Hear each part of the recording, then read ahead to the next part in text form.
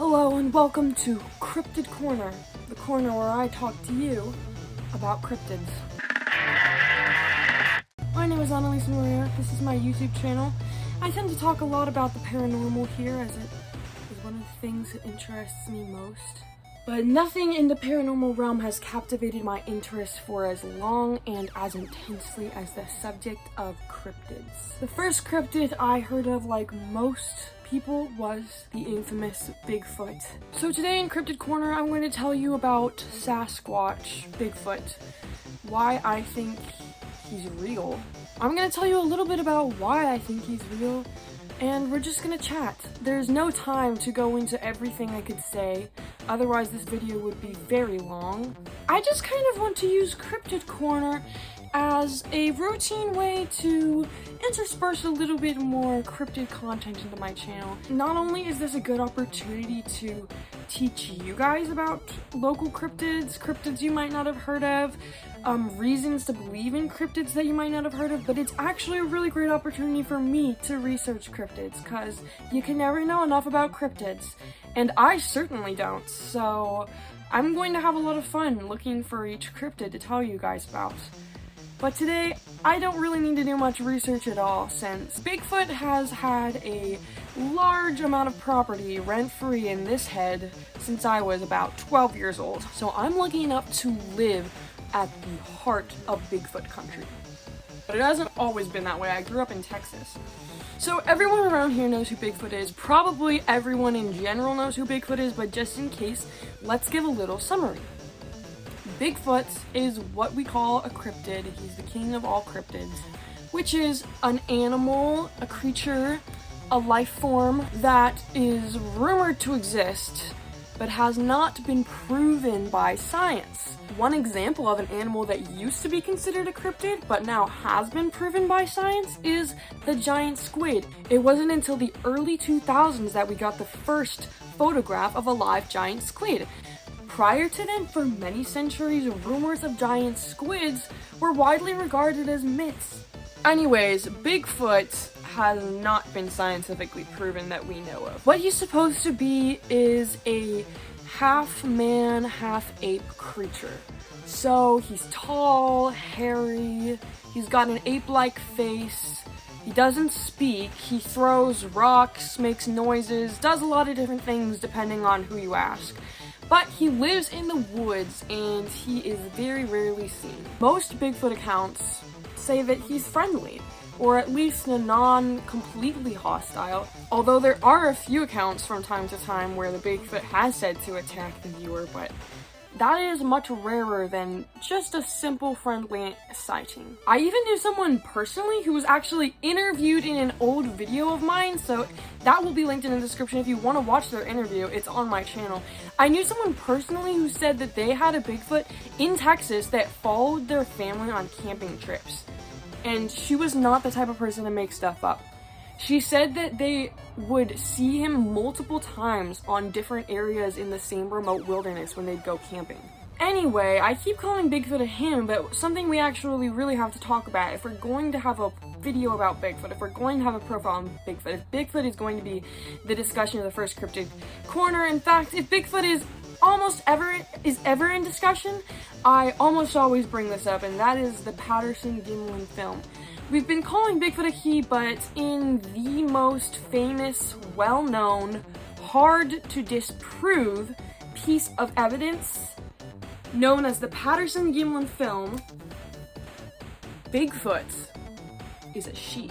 Not that pronouns always correlate with biological sex. Anyway, in this 1967 snippet of film, they shot what is known as the most famous video of supposedly Bigfoot that's pretty much ever been recorded, and the subject of their video has some giant bazonkas. A lot of people think it's fake. I actually find the Patterson-Gimlin film to be one of the #1 reasons I believe that Bigfoot is definitively real, or at least was as of 1967. Funny enough, I actually have another video on my channel. I think it's called Sasquatch Problems. You can go look at that too. That'll be in the description, where I talk about the Patterson-Gimlin film a little bit and why I believe in it so much, but I'll summarize it shortly here as well. This isn't a video about the Patterson-Gimlin film, so I'll try to keep it brief because I could make a whole video going very in-depth about just the Patterson-Gimlin film. But it was shot in 1967 by this guy, Roger Patterson, and his friend Bob Gimlin. There's a lot of suspicious things about it, I'll definitely admit to that. Most suspicious being Roger Patterson is a Bigfoot enthusiast. He is obsessed with him. He wants to find documentation of him. He goes to places where he's been seen. He wants to make fiction films about him. He loves Bigfoot, okay? And so that's why he is in Northern California, in this really remote area. Closest town is somewhere called Willow Creek, California. I've been there multiple times. There's a whole museum about Sasquatch there. Anyway, the story goes they're riding their horses around Bluff Creek, and they stop in their tracks when they see Sasquatch looking at them. And they get out there, film as fast as they can. They're like, holy fuck, this is it, what's happening? The rest is quite literally history. You can see it for yourself. There's a lot of different versions of this film: stabilized, slowed down, HD, full length, and a lot of controversy that comes with it. Number one, I don't think it's that suspicious that someone who was looking for Bigfoot found Bigfoot, because, you know, if you spend a lot of time dedicated to searching for something, yeah, it sure would be nice to see it. Bigfoot had been reported to be seen in the area, that's why he went there, but he didn't go there preparing to see Bigfoot. Of course, that's what they would all say. Why would the hoaxers give Sasquatch breasts? At this point, Sasquatch is relatively less well known than he is now, and definitely not a woman. Things like one of them exaggerated the height a little bit more than the other, and, you know, had the timing of what happened when they were shaken a little bit different. And I actually think that that makes it realistic, as wouldn't hoaxers want to get their story exactly straight if they knew they were going to have a retelling like that? I think that it's pretty normal for people that are actually experiencing crazy things to be a little bit, to not have a perfect description of exactly what happened. There's a National Geographic documentary that has been taken off everywhere. Can't find any evidence that, I can't find it on any streaming platform. I can't find it to pirate. I can't find it to buy. And I can barely find existence that it even ever existed. Anyways, it was about Bigfoot, and they talked to all sorts of people, and the main part that I want to bring up is they talked to professional costume designers and costume historians who were knowledgeable about costume technology in the past in the United States. In collaboration with scientists and experts who study anatomy of both humans and apes, the way that the gait on the costume is, the way that the hips are lined up, the way that the feet bend, the way that the skin contours around the muscle, it's not something that would really have been capable to have been faked in a costume at the time. Even with Hollywood's most highly renowned costume artists and special effects experts. They had these people in this documentary. I looked them all up, I swear. I saw it when I was 12 and I watched it so many times, and then one day it just... That was really the part that sold me and put me on this journey of really believing in Sasquatch and wanting to believe in the other cryptids and doing my research, is because I thought, if that's not a costume, that's Bigfoot. I mean, it's not a bear or something, you know? So that was 1967. It's 2024. Where'd he go? Where is he now? If you're at all active on any online forums or websites like Beefro, you'll know that Sasquatch sightings and footage is still happening very frequently.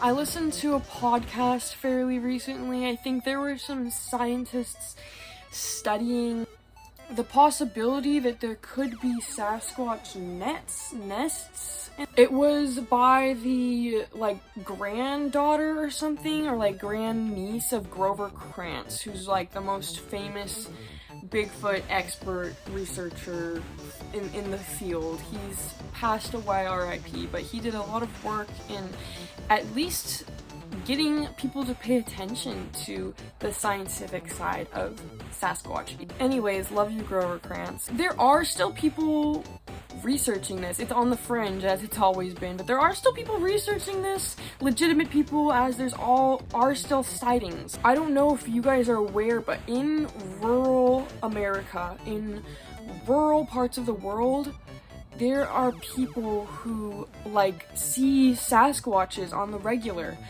This is something I'm actually really wanting to make a video, maybe a whole documentary or documentary series about, but I have some local leads about real people that have seen him in the middle of the road and had to stop their car and seen him cross the highway. There's people that catch them on their security cameras way out in the nowhere.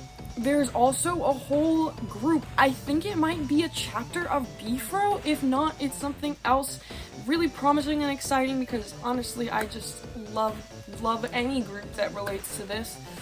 But there's supposedly a whole group that meets in a semi-secret location of old men Sasquatch enthusiasts around here, and I'd really like to talk to them because apparently they have all the stories and they know all the leads.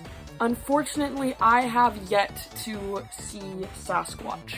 I feel like if I did see Sasquatch, and especially if I caught him on video at this point, no one would believe me because I've been so interested in him for so long, but I really just want to genuinely see Sasquatch. If I did see Sasquatch, honestly, I don't even know what I would do. There are other creatures that we know about that either have gone extinct or are about to go extinct that have species numbers within, you know, under the 500 range, and those are very rarely ever seen, especially outside of captivity in certain cases. And there are also cases where we thought that a species has gone extinct and then we found out, oh hey, there's more. Because you know what, this world is really big and we actually don't know everything about it at all. I'm not a scientist, I'm not that smart, I don't really claim to know any of this for sure, but I just think with the kind of things that we know are down in the ocean, the kinds of things we know are in space, and even the kinds of things we know are in the woods, why wouldn't something like that also be in there? People can say, oh, it would have seen him, it'd be more obvious, there'd be markings, but if you get into your research mode, okay, there's an answer for everything, and most of them are pretty good answers. And if you have a question and you're like, you know, I can't really think of a good answer to that, like, challenge me and I'll try and answer you. If you're like, Sasquatch can't be real because blank, try it, leave it in the comments and I will try it. And if you have a good point, I'll say a good point. I'm not that kind of person. And to be fair, I also believe in spirits and ghosts and aliens and stuff like that. I think it's more fun to go about life if things like Bigfoot could be real. There's so many other crazy fucking things that exist. Who knows what's really out there? I think it's Bigfoot. Thank you so much for joining me at the first ever Cryptid Corner. What cryptid would you like to hear about next? Mothman, he's another fan favorite, personal favorite of mine. The Loch Ness Monster, she's a classic. The Flatwoods Monster, a little lesser known, a little less believable. There's all sorts of ideas we can throw out there, but we're going to talk about some more cryptids in this corner soon. So, subscribe for more. Thank you!